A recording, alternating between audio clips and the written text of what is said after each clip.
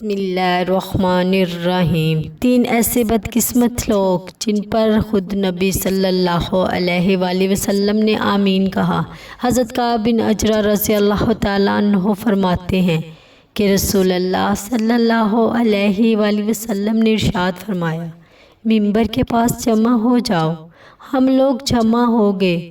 جب رسول اللہ صلی اللہ علیہ وآلہ وسلم ممبر کی ایک سیڑھی پر چڑھے تو کہا آمین، اور جب تیسری سیڑھی پر چڑھے پھر کہا آمین۔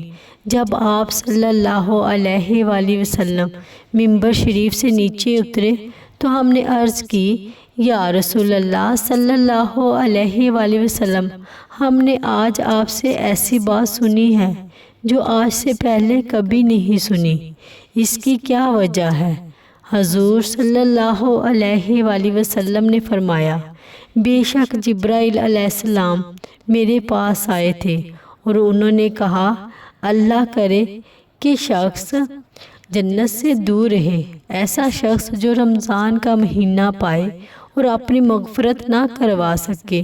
میں نے کہا آمین۔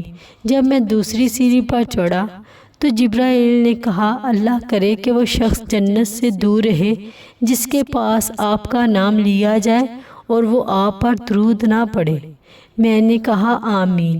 جب میں تیسری سیڑھی پر چڑھا تو جبرائیل نے کہا، اللہ کرے کہ وہ شخص جنت سے دور رہے جس نے اپنے ماں باپ دونوں کو یا ان میں سے کسی ایک کو بڑھاپے کے عالم میں پایا اور وہ ان کو جنت میں داخل نہ کروا سکے، یعنی یہ شخص اس کی خدمت کر کے جنت کا مستحق نہ ہوا۔